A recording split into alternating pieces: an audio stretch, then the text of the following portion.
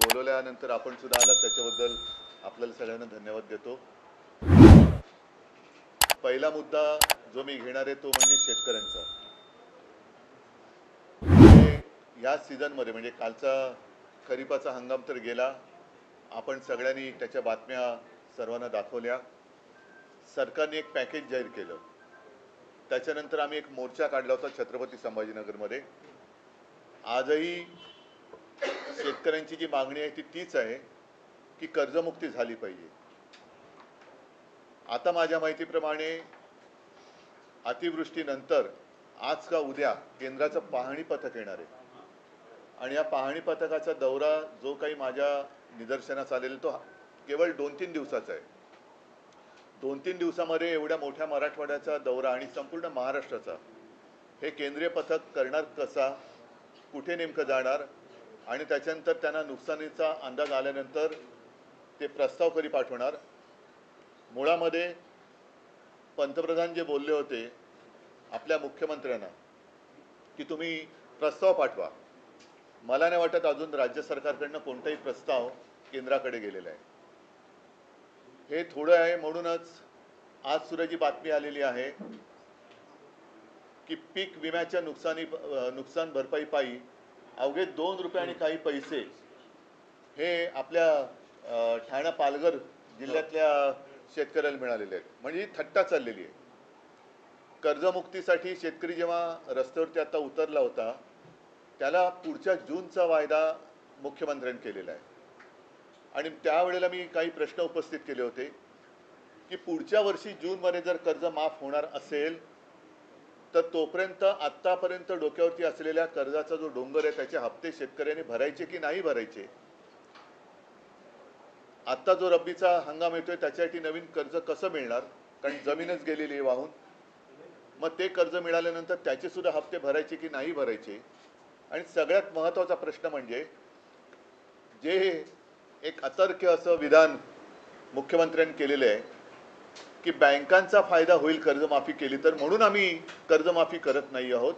मग आत्ता जर का कर्जमाफी केली तर बँकांचा फायदा होणार आणि जूनमध्ये केली तर तो फायदा होणार नाही। हे कोणतं कसं काय गणित, कारण त्यांचं अर्थशास्त्र हे चांगलं आहे असं त्यांना वाटतं, तर त्यांनी त्याचा एक खुलासा केला पाहिजे। माझं तर स्पष्ट मत आहे, मी मुख्यमंत्री झाल्यानंतर माझं पहिलं अधिवेशन हिवाळी अधिवेशन आणि एकच अधिवेशन मी मुख्यमंत्री म्हणून झालं होतं नागपूरला। कोणताही अभ्यास न करता, कोणी मागणी न करता मी माझ्या राज्यातल्या शेतकऱ्याला 2 लाखापर्यंतचं पीक कर्ज हे माफ केलं होतं, मुक्त केलं होतं। आता ती सिस्टीम लागलेली आहे, ती माहिती गोळा झालेली आहे, डेटा सगळा तसाच आहे। मग जी योजना आम्ही यशस्वीपणाने अंमलात आणून दाखवली होती ती संपूर्ण सिस्टीम तशी आहे, डेटा तसाच आहे। तर त्याच महात्मा फुले कर्जमुक्ती योजनेचा दुसरा टप्पा सरकारने आता जाहीर का करू नये, आता जाहीर करू शकतं ते, कारण सगळं त्यांच्याकडे माहिती आहे। आम्ही कसं केलं काय केलं हे सगळं माहिती आहे। शेतकरी आजही मी कुठे गेलो तरी सांगतो की साहेब तुम्ही आमची कर्जमुक्ती केली, कर्जमाफी केली, या सरकारला करायला लावा। म्हणजे आम्ही केलं होतं हे आता लोकांनी मान्य केलेलं आहे आणि कोणाला विचारलं तर लोक सांगतात की तुम्ही केली होती। तर तो सगळं पूर्ण यंत्रणा तिकडे आहे, डेटा आहे, त्याच्यात आणखीन काही सुधारणा असेल तर ती करा, पण डेटा आहे।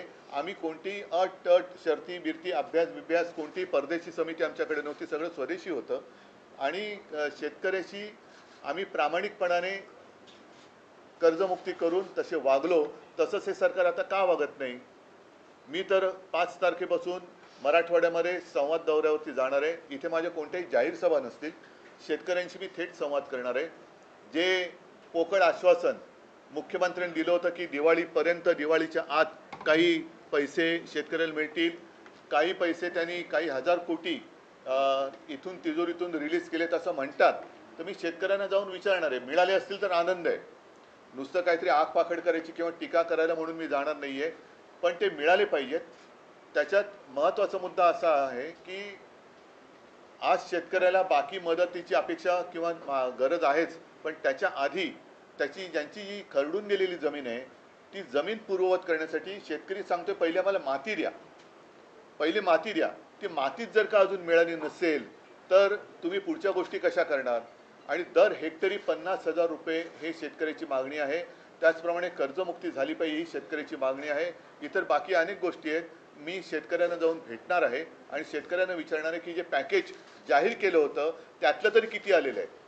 कारण खरडून गेलेल्या जमिनीला 3 का 3.5 लाख रुपये मनरेगातून देणार होते. आम्ही मोर्चा काढला होता. त्या मोर्चात मी मागणी केली होती की दिवाळीपूर्वी त्या 3 लाखातले पहिले 1 लाख रुपये तरी शेतकऱ्याच्या खात्यामध्ये टाका. मग पुढचे नंतर तुम्ही देत राहा. मग तुम्ही नोव्हेंबरमध्ये द्या, डिसेंबरमध्ये द्या, असे द्या, पण पहिले 1 लाख रुपये तर द्या. तर तेही दिलेत असं मला काय वाटत नाही. तर नेमकं सरकार काय करणार आहे आणि शेतकऱ्याच्या हातात आत्तापर्यंतच्या घोषित झालेल्या पॅकेजपैकी काय मिळालेलं आहे? गाई म्हशी मिळालेल्या आहेत का? शेळ्या मिळालेल्या आहेत का? कोंबड्या मिळालेल्या आहेत का? इतर पैसे मिळाले आहेत का? मग त्याच्यानंतर रब्बीचा हंगाम येतोय, त्याचं कर्ज कसं मिळणार, त्याचं बी बियाणं वगैरे वगैरे या सगळ्या गोष्टी याची चर्चा करण्यासाठी मी मराठवाड्यात जाणार आहे. हा एक मुद्दा महत्त्वाचा आहे. कारण बाकी मुद्द्यांमध्ये हा मुद्दा मग काय होतो की अतिवृष्टी झाली का तेवढ्यापुरतं तो मुद्दा वरती येतो आणि सरकारला पण माहिती आहे की थोडे दिवस ढकलले का मुद्दा मागे पडतो. पण आम्ही हा मुद्दा सोडणार नाही. शेतकऱ्याला कर्जमुक्त करावंच लागेल. शेतकऱ्याचं जे आयुष्य उद्ध्वस्त झालेलं आहे ते आयुष्य पूर्ववत करण्यासाठी शिवसेना पूर्ण ताकदीनिशी शेतकऱ्याच्या सोबत आहे आणि त्याच्यासाठी मी पुन्हा एकदा मराठवाड्यात जातोय. हा एक महत्त्वाचा विषय झाला. दुसरा मतचोरीचा जो मुद्दा आहे, परवा प्रचंड मोर्चा म्हणजे संयुक्त महाराष्ट्राच्या चळवळीनंतर जवळपास सगळे राजकीय पक्ष पहिल्या प्रथम महाराष्ट्रामध्ये एकवटले आणि त्यांनी सरकारला किंवा निवडणूक आयोगाला जाब विचारलेला आहे. त्या माझ्या भाषणामध्ये मी असं म्हटलं होतं की आता आम्ही मतदारांची ओळख केंद्रे, मतदार ओळख केंद्र ही सुरू करतो शाखांमधून. त्याची सुरुवात आता होईल. कारण 6 तारखेला ती यादी प्रसिद्ध होईल. त्याच्यानंतर मला वाटतं पुढच्या आठवड्याभरामध्ये आक्षेप आणि काही सूचना असतील त्या स्वीकारल्या जातील. तर आत्ताच ती वेळ आहे. कारण आता जर का कोणी झोपलं तर तो संपला. मी माझं स्वतःचं उदाहरण त्या दिवशी दिलं की माझ्याचकडे माझ्या मतदार यादीतल्या नावाचं व्हेरिफिकेशनसाठी निवडणूक आयोगाची लोकं आली होती. म्हणजेच काय की हे सक्षम नावाचं जे काय ॲप आहे ते ॲप आणि निवडणूक आयोगाचं सर्व्हर हा निवडणूक आयोगाकडनं हाताळला जात नाही आहेत अशी आम्हाला आता शंका येते आहे. अजून आम्ही आरोप करत नाही आहोत, शंका येते आहे. आणि केवळ माझं नाव आहे त्याच्यात म्हणून निवडणूक आयोगाची लोकं ही चौकशी करायला आली. सर्वसामान्यांच्या बाबतीमध्ये असं जर का झालं असेल किंवा होत असेल तर त्यांनी दाद कधी मागायची, कोणाकडे मागायची आणि नाव वगळलं गेलं तर निवडणुकीच्या दिवशी त्यांना मतदानच करता येणार नाही. एक विषय लक्षात घेण्यासारखा आहे की हे माझ्याकडे आले कसे, याचं कारण कोणीतरी एका नंबरवरून माझ्या नावाने तिकडे ॲप्लिकेशन करण्याचा प्रयत्न केला. त्या नंबरवर जर का OTP आला असता तर पुढचं सगळं हॅक झालं असतं आणि कदाचित माझ्या कुटुंबातली माझ्यासकट 4 नावं ही वगळण्यात सुद्धा आली असती. याच्या मागे नेमकं कोण आहे, कोणाचा डाव आहे, काय डाव आहे याची एक खातरजमा करून तर घ्यायला पाहिजे. आणि म्हणून जसे आम्ही सगळे राजकीय पक्ष, सत्ताधारी सोडून द्या पण बाकीचे राजकीय पक्ष एकवटलेले आहेत, आम्ही आमच्या शाखांमधनं मतदारांच्या सोयीसाठी ही केंद्र उघडतो आहोत. या केंद्रामध्ये मी नागरिकांना विनंती करतोय की आपल्याला मतदान करता येणार आहे की नाही, आपलं नाव या यादीत आहे की नाही हे आपण आमच्या शाखेत येऊन तपासा. आणि जर का त्याच्यामध्ये काही तुम्हाला वाटलं गोंधळ आहे तर तो वेळेत आपल्याला सुधारता येईल. हा एक भाग. दुसरा भाग असा आहे की मी मतदारांना आणखीन एक विनंती करेन, ही निवडणूक आयोगाची भुताटकी आहे. एकेका घरामध्ये 40-40, 50-50 नावं ही नोंदली गेलेली आहेत. तर मी मतदारांना आवाहन म्हणजे विनंती करतोय की आपल्याला न दिसणारी, आपल्या परवानगीशिवाय न राहणारी, आपल्या परवानगीशिवाय राहणारी आपल्या घरामध्ये कोणी माणसं आहेत का, ही निवडणूक आयोगांची भूतं उभी केलेली आहे, ती आपल्या घरात राहत तर नाहीत ना याची सुद्धा खात्री करायला पाहिजे. म्हणून जिथे जिथे आमची केंद्र उघडली जातील तिथे आसपासच्या वस्तीतील सर्व जातपात धर्माच्या मतदारांनी तिथे येऊन ही मतदार यादीची तपासणी करावी. आपलं नाव तिकडे आहे की नाही हे तपासावं. तिकडनं कुठे वगळलं गेले का, आणखी तर तो कुठे सांगतो. बरं आपलं वयामध्ये काय मी माझं फरक स्वतःचं झालंय का, उदाहरण आपला त्या धर्म दिवशी बदललाय दिलं का, लिंग बदल की झालाय का, माझ्याचकडे हे सगळं माझ्या आपण येऊन मतदानाचं तपासावं हे मी मतदार मतदारांना यादीतल्या एक आवाहन नावाचं करतोय. व्हेरिफिकेशनसाठी त्याचबरोबरीने लोकं आली होती. आम्ही जी एक मागणी केलेली आहे म्हणजेच काय 1 जुलै ही कट ऑफ सक्षम डेट नावाचं जे ठेवलेली काय आहे. 1 जुलै नंतर 18 वर्षाची जी मुलं आणि मुली झालेली आहेत त्यांचा मतदानाचा अधिकार या निवडणुकीला वापरता येणार नाहीये. तुम्ही जगभर बघता आहात की याच वयातली मुलं ही रस्त्यावरती येतात आणि क्रांती करतात, ज्यांना आपण जेनझी म्हणतो. तर हे सरकार जेनझीना का घाबरतंय? जर लोकसभा ते विधानसभा या 6 किंवा 5 महिन्याच्या कालावधीमध्ये परकला प्रभाकर म्हणजे आपल्या निर्मला सीतारामन यांचे यजमान त्यांनी सांगितलेलं आहे की जवळपास 45 लाख मतदार महाराष्ट्राच्या यादीमध्ये घुसवले गेले. जर त्या 4 महिन्यामध्ये 45 लाख मतदार हे कोणी घुसवले, कुठे गेले, काय करतायत हा एक प्रश्न आहे. पण घुसवले गेले असतील तर 1 जुलै नंतर अधिकृतपणे ज्यांना मतदानाचा अधिकार मिळाला पाहिजे ती महाराष्ट्राची तरुण मुलं मुली मतदान का करू शकणार नाही? म्हणून मी त्याही सगळ्या मुलांना आणि मुलींना एक विनंती करतोय की तुम्ही देखील आमच्या शाखेत या आणि तुमचं नाव तिकडे नोंदवा. आपल्याला कळेल की किती लाख मुलांना आणि मुलींना मतदानापासून आपण वंचित ठेवतो आहोत. तर अशा काही या गोष्टी आहेत. आणखीनही आपण काही प्रश्न विचारले तर मला त्याच्याबद्दल बोलता येईल. पण मुळात एक मी तुम्हाला सांगितले की शेतकऱ्यांचा विषय आम्ही सोडत नाही आहोत आणि दुसरी गोष्ट मतचोरीचा विषय तर आम्ही सोडणार नाही. आम्ही परत एकदा सांगतो की निवडणूक आयुक्त जे आहेत त्यांना सुद्धा एक पत्र दिलेलं आहे की एवढा सगळा गडबड घोटाळा हा बाहेर आल्यानंतर आपण राज्य निवडणूक आयोगाला सुधारित यादी मतदाराची होत नाही तोपर्यंत स्थानिक स्वराज्य संस्थांच्या निवडणुका घेऊ नयेत अशी आमची मागणी आहे. आम्ही निवडणुका घेऊ नका असं म्हणत नाही, पण निवडणुका घेताना सदोष मतदार यादीवरती ही निवडणूक होता कामा नये. ही निवडणूक आयोगाची करप्ट प्रॅक्टिस आहे. जसं आम्हाला ते सांगतात करप्ट प्रॅक्टिस, तसं निवडणूक आयोगाची ही करप्ट प्रॅक्टिस आहे आणि ते कोणाची नोकरी करतायत हे आता हळूहळू उघड होत चाललेलं आहे. आपण कर्जमाफीचा मुद्दा हा निवडणुकांमध्ये येऊ नये म्हणूनच आंदोलन हे केलं गेलं का आणि त्यानंतर मला त्याच्याबद्दल काही बोलायचं नाहीये. मला शेतकऱ्यांचा विषय आहे. त्याच्यामध्ये आणखीन कोणी शेतकऱ्यांच्या मदतीसाठी उतरत असेल तर जरूर उतरावं, पण शेतकऱ्यांना कर्जमुक्त करावं. शेतकऱ्यांचे पंचनामे करणारेच अधिकारी जे आहेत ते शेतकऱ्यांकडून पैसे मागताना असे ऑडिओ क्लिप्स व्हायरल होताना पाहायला मिळतात. पंचनामे करणारेच अधिकारी शेतकऱ्यांना मी आता म्हणूनच जातो आहे कारण शेतकऱ्यांना काय होतं की तेवढं पुरतं सगळीकडे शेतकरी होतं आणि मग त्यांना वाऱ्यावर सोडलं जातं. मी त्यातला नाहीये. मी आपत्ती आल्यानंतर सुद्धा दुसऱ्या तिसऱ्या दिवशी गेलो होतो. त्याच्यानंतर मोर्चाला सुद्धा गेलो. आता परत 4 दिवस मी मराठवाड्यात जातो आहे. त्याच्यानंतर कदाचित विदर्भामध्ये पण जाईन, इतरत्र सुद्धा मी जाईन आणि शेतकऱ्यांशी थेट संवाद साधेन. जाहीर सभा मी घेणार नाही, पण जसं आता मी आपल्याशी बोलतोय तसं शेतकऱ्यांशी जाऊन मी बोलणार आहे. एक मिनिट, एक पहिला शेतकरी विषय पूर्ण करा. नाही, एकच सेकंद ऐका, एकच मिनिट. आधी शेतकरी विषय पूर्ण करा. तो झाला असेल तर मी पुढे जातो. हो, म्हणूनच एकच मिनिट. अधिकारी जे पैसे मागतात म्हणून मी तिकडे जाऊन शेतकऱ्यांशी बोलणार आणि कोण असे अधिकारी आहेत त्यांचा सुद्धा काय समाचार घ्यायचा तो आम्ही घेऊ. उद्धवजी, शेतकरी कर्जमाफीच्या बाबतीत तुम्ही जी भूमिका मांडतात आणि आता मुख्यमंत्र्यांनी 30 जून 2026 ही तारीख दिली म्हणजे कोपऱ्याला गुळ लावलाय. त्या बैठकीनंतर लगेच दुसऱ्या दिवशी राज्याचे उपमुख्यमंत्री जाहीर सभेत असं म्हणतात की नियमित कर्ज भरा असं शेतकऱ्यांना सांगतायत. कर्जमाफी मागणं ही सवय चांगली नाही. हे मला खरंच आता नेमका शब्द सुचत नाही कारण यांना संवेदना तर कधीच मेलेले आहेत. निर्डावले पण सुद्धा कमी पडते. यांना दगड सुद्धा म्हणजे दगडाला सुद्धा पाझर फुटू शकतो पण यांना फुटत नाहीये. हे महाराष्ट्राचं दुर्दैव आहे. एक तर ह्या लोकांना खरं उपमुख्यमंत्री म्हणता कामा नये कारण संविधानात तशी तरतूद नाहीये. म्हणून राज्याचे अर्थमंत्री जे बोलले त्यांनीच सांगितले की निवडणुकीच्या आधी आम्हाला हे बोलावं लागतं. मग आता लोकांनी त्यांना जाब विचारला पाहिजे की बाबा तुम्ही जे बोलला होतात म्हणून ठीक आहे आपण मतचोरी या विषयावरती येतोय, पण जर का असं धरून चाललो की त्यांना लोकांनी खरंच मतं दिली असतील तर आता त्या मतांना तुम्ही जागा ना.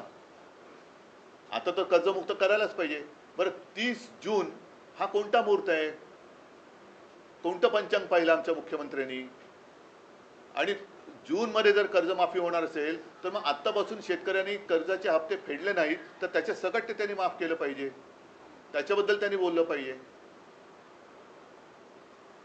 हा एक विषय होता मतचोरी संदर्भात. आशिष आशिष शेलार यांची आता तुमच्या पत्रकार परिषदेआधी पत्रकार परिषद झाली, त्यात त्यांनी थेट तुमच्यावर आणि राज ठाकरेंवर आरोप केलेले आहेत की मतचोरी संदर्भात मांडत असलेली भूमिका ठाकरे बंधूंची दुटप्पी आहे, ती फक्त हिंदू आणि दलित त्याला क्रिकेटचं असल्यामुळे टप्पे कळत असतील बहुतेक, पण त्याने फुलटॉस दिले. तुम्ही बोला. येस, त्यांचं असं म्हणणं आहे की फक्त हिंदू आणि दलित दुबार मतदार दाखवले जात आहेत, मुस्लिम मतदार जे दुबार आहेत तिबार आहेत त्याबद्दल ठाकरे बंधू का बोलत नाही. आणि दुसरं त्यांचं असं म्हणणं आहे की लोकसभा निवडणुकीच्या प्रक्रियेत सुद्धा तुम्ही याच मतांवर निवडून आलेला आहात, विधानसभेत सुद्धा त्याच मतांवर निवडून आलेला आहात आणि हा सगळा गोंधळ लोकसभेपासून झालेला. मला आशिष शेलार, मी खरं त्यांच्यावरती कधी बोलत नाही, पण आज मी त्यांचं जाहीर अभिनंदन करतोय, कारण त्यांनी नकळत देवेंद्र फडणवीसांना पप्पू ठरवलेलं आहे. कारण जे हे मानतच नव्हते, त्याच्यामुळे महाराष्ट्राचा पप्पू म्हणून त्यांनी फडणवीसांना बोलण्याचं धाडस दाखवलंय. हा त्यांच्या अंतर्गत वादाचा परिणाम, हा परिपाक असेल. कारण आशिष शेलारनी पत्रकार परिषद घेतली, ती सुद्धा अशा मुहूर्तावरती घेतली की काल कदाचित रात्री उशिरा किंवा आज सकाळी आपल्या राज्याचे मुख्यमंत्री बिहारमध्ये घसा कोरडा करून येणार होते. ते घसा कोरडा करून आल्यानंतर आता त्यांनी हे अमृत पाजलं की काय आरोपाचं किंवा माहितीचं, हे काय कळत नाही. पण याचा अर्थ सरळ आहे की आशिष शेलारनी सुद्धा हे सिद्ध केलेलं आहे की मतदार यादीमध्ये गोंधळ आहे. आणि आम्ही जेव्हा निवडणूक आयोगाकडे मागणी करतो तेव्हा आमचं एक वाक्य असं दाखवा की तुम्ही या मतांमध्येच सुधारणा करा. आम्ही पूर्ण मतदार यादीमध्ये सुधारणा मागतो आहोत त्याच्यामध्ये. आणि दुसरी गोष्ट काय की कदाचित त्यांची उठबस तिथे असल्यामुळे त्यांना ती नावं मिळाली असतील. आमची उठबस तिकडे कमी आहे म्हणून आम्हाला ही नावं मिळाली असतील. त्याच्यामुळे आम्ही जी मागणी केलेली आहे ती संपूर्ण मतदार यादी सदोष आहे आणि ती सुधारणा होत नाही तोपर्यंत निवडणुका घेऊ नका, ही आमची मागणी आहे. पण आशिष शेलार यांचं धाडस हे कौतुकास्पद आहे. नाहीतर साधारणतः आपल्या नेत्याच्या विरोधात बोलण्याचं धाडस हे आता भाजपवाल्यांच्या अंगात राहिलेलं नाही. हा आरोप थेट त्यांनी मोदी शहांसकट सगळ्यांवरती केलेले, कारण लोकसभेपासूनचा त्यांनी घोटाळा काढलाय. म्हणजे इतरत्र ते जे जिंकलेत मोदी शहा, अगदी वाराणसी बिराणसी, त्या दिवशी संजय राऊत यांनी काढलं ते सगळं. तर म्हणजेच काय की सगळा घोटाळा त्यांनी केलेला आहे. आणि दुसरा महत्त्वाचा, सरकार तुमचं असताना विरोधक घोटाळे करतात म्हणजे तुम्ही सरकार चालवायला नालायकात, म्हणजे सरकार चालवायला तुम्ही नालायकात. तर हे सगळं एका दगडात आशिष शेलारांनी अनेक पक्षी मारलेले आहेत. त्याच्याबद्दल मी त्यांचं कौतुक करतोय. या माध्यमातून हिंदू मुस्लिम करण्याचा एक प्रयत्न होतोय का? नाही, तो त्यांचा केविलवाणा प्रयत्न आहे. जेव्हा आम्ही अख्ख्या यादीमध्ये सुधारणा करा मागतोय त्याच्यामध्ये हिंदू, मुस्लिम, शीख, ईसाई सगळे आलेले आहेत. आणि आम्ही त्या दिवशी जी काय उदाहरणं दिली त्याच्यामध्ये एक तर उदाहरण आहे की वडील हिंदू, मुलगा मुस्लिम वगैरे ते आहे ना, हे सगळे आहे. म्हणजे इथलंच आहे, वडिलांचे नाव गोविंद शंकर माने, मुलाचं नाव दिलशाद नौशाद खान, हे आम्ही दिलेलं आहे ना. आता ह्याच्यामध्ये दोन्ही आले, हिंदू पण आले आणि मुसलमान पण आले. पण परत आशिष शेलार यांचं मी कौतुक करतो की काहीतरी नक्की बिनसलेलं आहे आणि त्यांनी देवेंद्र फडणवीसांना पप्पू ठरवून दाखवलेलं आहे, ते सप्रमाण दाखवलेलं आहे. म्हणजे आमच्या आरोपांना जर का किंमत नसेल तर किमान आशिष शेलारनी जी माहिती दिली त्याला तरी जागा. मी परत त्यांचं कौतुक करतो. देवेंद्र फडणवीस सारखं म्हणतात की 2012लाच आपण मतदार याद्यांचं पुनर्निरीक्षण करा, पुनर्रचना करा, ही आपली न्यायालयात याचिका आहे. आणि तेव्हापासून आपण वारंवार मागणी करतो. आशिष शेलारांनी ते आज म्हटलेलं आहे, होत का नाहीये, आम्ही सतत मागणी करतो. असं कुठे माझ्या तरी ऐकण्यात आलेलं नाहीये. त्यांचा जसा आम्ही मोर्चा काढला तसा त्यांचा कुठलाही मोर्चा मी बघितलेला नाहीये. ते कधी निवडणूक आयुक्तांना जाऊन भेटलेत असंही आम्ही बघितलेलं नाहीये. ज्याप्रमाणे आम्ही चोकलिंगम साहेबांना भेटलो, वाघमारे साहेबांना भेटलो, तसे ते कुठे भेटलेले नाहीयेत. आमची लोक आता ज्ञानेश कुमारना जाऊन भेटत आहेत, तसे ते कुठे भेटलेले नाहीयेत. आम्ही आता याच्याबद्दल मी काल परवा म्हटलेले की आम्ही कोर्टाचे दरवाजे सुद्धा एक ठोठवण्याचा केविलवाणा प्रयत्न करणार आहोत. न्याय मिळाला तर मिळाला. मुख्यमंत्र्यांचं आणखीन एक म्हणणं आहे, त्यांचं म्हणणं आहे की वोटर लिस्ट जी आहे ही अशुद्ध असता कामा नये, याच्याशी आम्ही सहमत आहोत, परंतु त्याच्यामुळे भाजप जिंकली हे तुम्ही सिद्ध करा, हे तुम्ही आव्हान देता. जर नसेल ना तर मग तुम्ही आमच्या बरोबर या ना निवडणूक आयोगाकडे. तुम्हाला पण आम्ही जेव्हा निवडणूक आयुक्तांकडे जायचं होतं तेव्हा आम्ही भारतीय जनता पक्षाला सुद्धा आमंत्रण दिलं होतं देवेंद्र फडणवीसांना, यायला पाहिजे होते ते. जेव्हा बाकीचे सगळे एक येतात आणि एक व्यक्ती येत नाही, याचा अर्थ असा लावला तर गैर काय की मग फायदा तुम्ही घेतलात. आमच्यासोबत त्यांनी यायला पाहिजे होतं. जर ते एवढे वर्ष मागणी करतायत तर त्या दिवशी त्यांच्याकडनं कोणतरी यायला पाहिजे होतं. आता त्याच मुद्द्यावरून बुलढाण्याचे आमदार संजय गायकवाड शिंदे गटाचे आहेत, त्यांनी तिथे म्हटलं की निवडणूक आयोगाला लाच वाटली पाहिजे अशा प्रकारचे दुभान. बघा थोडक्यामध्ये काय की आता जो मुद्दा आम्ही उचलला मतचोरीचा आणि तो आज पुराव्यानिशी तुमच्यासमोर आणला, जनतेसमोर आणला. आता पहिला मुद्दा परत मी सांगतो की सर्व नागरिकांनी जाग आता आलेली आहे, आता झोपता कामा नये. कारण आपल्याला सरकार निवडण्याचा अधिकार आहे. आता सरकार मतदार निवडायला लागलेलं आहे, हे घातक आहे. म्हणजे जसं टांझानियामध्ये 98% म्हणजे 98% मतं हे तिथल्या अध्यक्षांना मिळाली आणि 2% जी जनता रस्त्यावर उतरली ती केवढ्या मोठ्या संख्येने उतरली. म्हणजे काहीतरी टक्केवारीत गफलत आहे. तुम्ही न्यायालयीन लढाई लढणार आहात कारण आम्ही एक केविलवाणा प्रयत्न करणार आहोत. म्हणजे आम्ही कुठेही कायदा हातात घेतला वगैरे वगैरे वगैरे, कारण हे परत मग शहरी नक्षलवाद, आता हे दुबार मतदार यादी किंवा सदोष मतदार यादीवरती जे निवडणूक लादतायत हे खरे नक्षलवादी आहेत. कारण ही उघड उघड मतचोरी आहे. जे मतचोरी करून निवडणूक लढतायत आणि जिंकण्याचा प्रयत्न करतात ते नक्षलवादी आहेत. सर्व पक्ष मिळून तुम्ही हा निर्णय घेतलाय कारण हो, महाविकास आघाडी म्हणून आम्ही निर्णय आणि सगळेच म्हणजे त्याच्यामध्ये राज पण आहेत, बाकीचे आहेत, शेका पक्ष, कम्युनिस्ट त्या दिवशी मोर्चात जेवढे सगळे होते त्या सगळ्यांनी. आणि आम्हाला असं वाटतं की जर भाजपला पण आता हे पटलं असेल तर भाजपने सुद्धा यावं आमच्या बरोबर कोर्टामध्ये. आम्ही पाठवतो सही करायला का नाही. नाही ऐका एक मिनिट, एकदा मला स्पष्ट करू द्या. आम्ही कोर्टात जे जातो आहोत त्याच्यात आता हे आशिष शेलारनी पुराव्यानिशी दिलेलं आहे. म्हणजे आशिष शेलारनी देवेंद्रांची तर वाजवलीच आहे, ते सोडून द्या. पण त्यांना जर काही पटलं असेल तर त्यांनी सुद्धा आम्ही जे काही कोर्टात जातो त्याच्यामध्ये भाजपाने सुद्धा यावं आमच्याबरोबर कोर्टात. हे माझं त्यांना जाहीर आमंत्रण आहे. मग त्याच्यामध्ये तुम्ही काय हिंदू मुस्लिम आणखीन कोण असतील तुमच्या लेखी ते सगळे काढा. आपण संपूर्ण यादीमध्ये आम्ही सुधारणा मागतो आहोत. उद्धवजी, तुम्ही आणि राज ठाकरे दोघंही एक विधान करतात की बोगस मतदार कोणी दिसला तर त्याला बळवा किंवा थोडवा किंवा मार. तर अशा वेळेस यावेळेस निवडणूक प्रक्रियेत किंवा मतदानाच्या दिवशी मतदान केंद्रावर प्रचंड गोंधळ किंवा कायदा सुव्यवस्थेची परिस्थिती निर्माण होऊ शकते. अभूतपूर्व पण ती नाही झाली म्हणजे ती व्हावी अशी आमची इच्छा नाहीये. म्हणून बोगस मतदारांनी मतदानाला यायचं धाडस करूच नये. कारण आता आम्ही नावानिशी आणि पत्त्यानिशी सगळीकडे चेकिंग करतो. अगदी माझं तर म्हणणं आहे की जिथे मतदार याद्या साधारणतः 1200ची यादी आहे त्या याद्या, जसं आता माझी कलानगरची यादी असेल तर कलानगरच्या गेटवरती ती यादी लागली पाहिजे. टॉवर्स असेल तर टॉवर्सच्या गेटवरती ती यादी लागली पाहिजे. आणि टॉवर्समधल्या सोसायटीमधल्या सगळ्यांनी ती यादी येऊन आपली नावं त्याच्यात आहेत की नाही, आपल्या यादीत दुसरं कोणी घुसलंय का, हे सुद्धा नागरिकांनी पण आता बघितलं पाहिजे. तर आणि तर या देशात लोकशाही टिकेल. प्रश्न आहे की 12 नोव्हेंबर नाही आता एक उदाहरण त्या दिवशी आदित्यने दिलं, घसीटाराम हलवाई जे दुकानच कधी तोडलेले आहे तर दुकानाच्या नावावरती 30 का 40 48 नावं मतदार म्हणून रजिस्टर झाली, जे दुकानच अस्तित्वात नाही. आता अशी जर का लोक येऊन मतदान करायला लागली तर तुम्ही कसं काय तुमची लोकशाही जिवंत ठेवणार. उद्धव जी से हिंदी में जानना चाहेंगे, वोट जिहाद का आरोप आशीष शेलार लगा रहे हैं. उनका कहना है कि मुस्लिम कह रहे हैं लेकिन मुस्लिम दलित और हिंदू वोटों नहीं, पहले तो मैं उनका अभिनंदन करना चाहता हूँ क्योंकि बीच में हमारे मुख्यमंत्री जी ने कहा था कि ये तो पप्पू, तो उन्होंने अपने मुख्यमंत्री जी को ही पप्पू कैसे है वो आज साबित कर दिया. और किसी ने तो हिम्मत दिखाई. आशीष शेलार को मैं धन्यवाद देना चाहता हूँ. हिम्मत दिखाई है उन्होंने. जो उनका सब कारोबार चला हुआ है वो चोरी का मामला है. वोट चोरी कर कर उन्होंने सरकार बनाई है और वो उन्होंने आज सबके सामने लाया है. और हमारी जो मांग है, हमने ऐसे कभी नहीं कहा कि सिर्फ इनके जो वोट है ये काटो और इनके वोट रखो. हमने तो पूरी जो लिस्ट है उसमें सुधार करने की आवश्यकता है और यही मांग लेके हम आगे जा रहे हैं. तो कभी हमने उसमें धर्म की बात नहीं की, हमने बोगस वोटर की बात की है.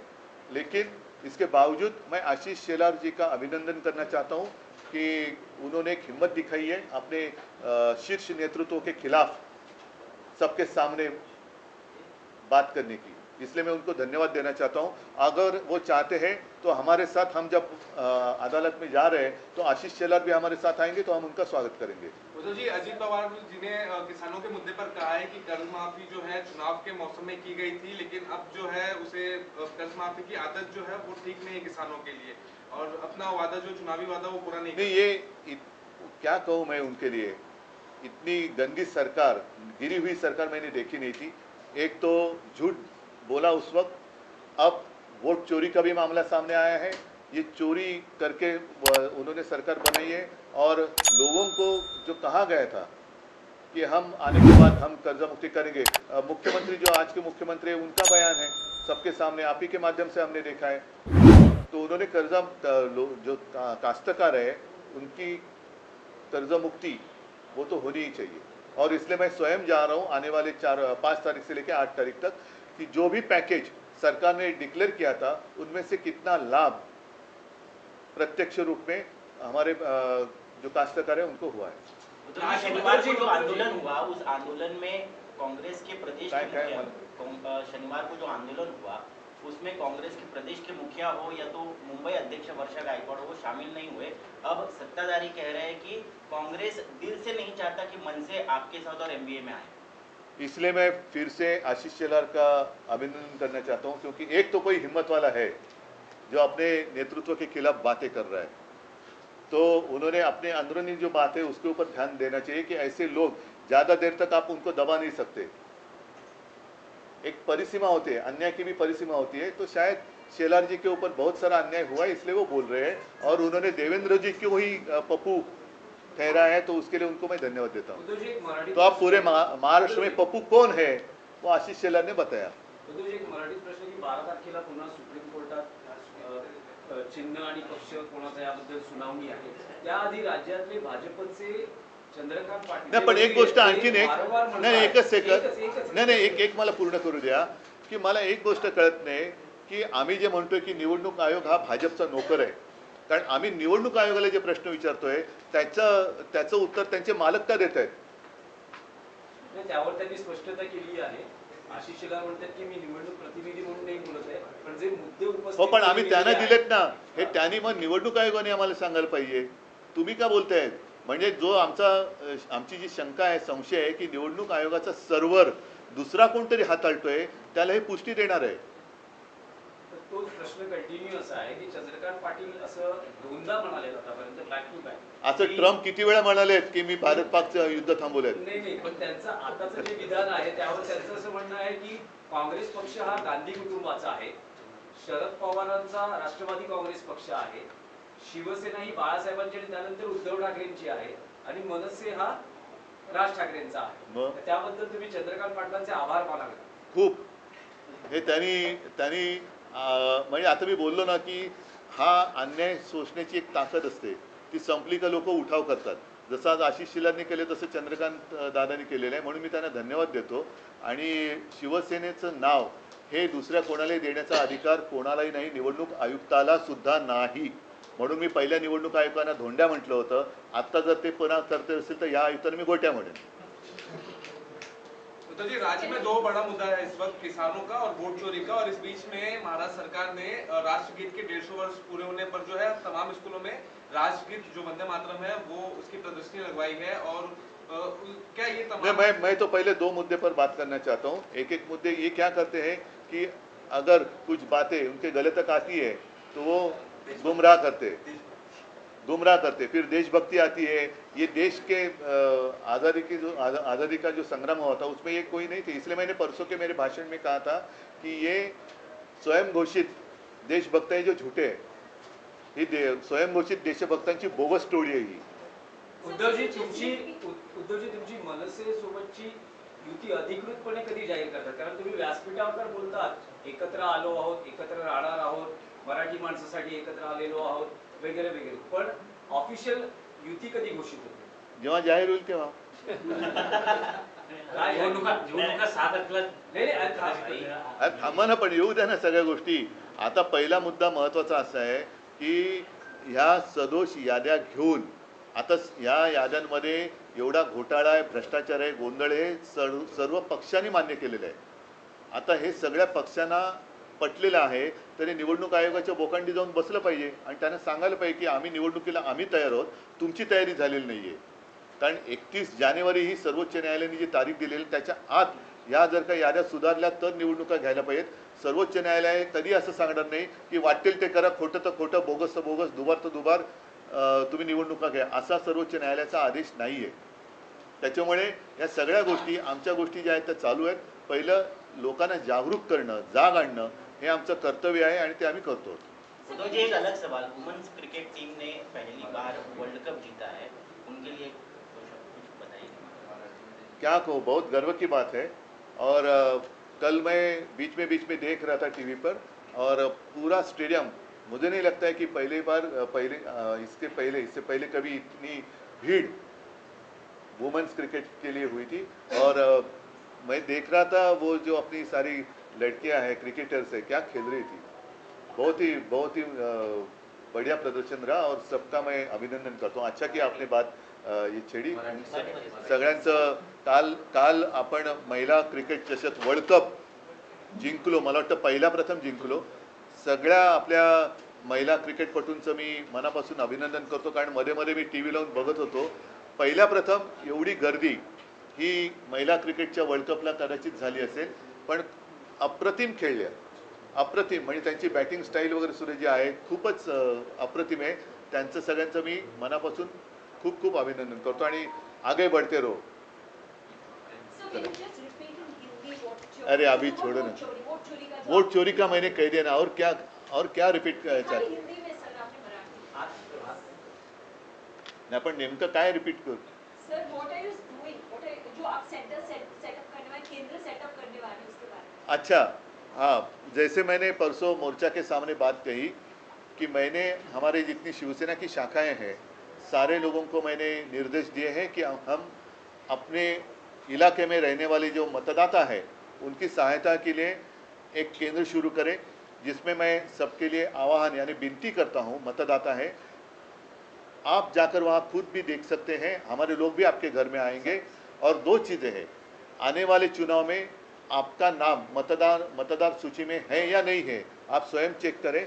और दूसरी बात है, जो अहम बात है, कि आपकी इजाज़त के बिना आपको दिखाई देने वाले नहीं है ऐसे कुछ चुनाव आयोग के, ज्याला अपन भूताटकी म्हणतो, ऐसे कुछ लोग आपके घर में रहे तो नहीं रहे ना, ये भी देखें. और खास कर 1 जुलाई के बाद जो हमारे युवा हैं, युवती भी है, युवा भी है, 18 साल की उनकी उम्र हुई है, उनको तो मतदान करने का अधिकार मिलना ही चाहिए. तो ऐसे सारे लड़के और लड़कियां आकर हमारे शाखा में उनका नाम रजिस्टर करें. ठीक है सर, सगळ्यांना धन्यवाद. जय हिंद, जय. गर्जा हिंदुस्तान चॅनलला सबस्क्राईब करा आणि ताज्या घडामोडी जाणून घेण्यासाठी बेल आयकॉनवर प्रेस करा.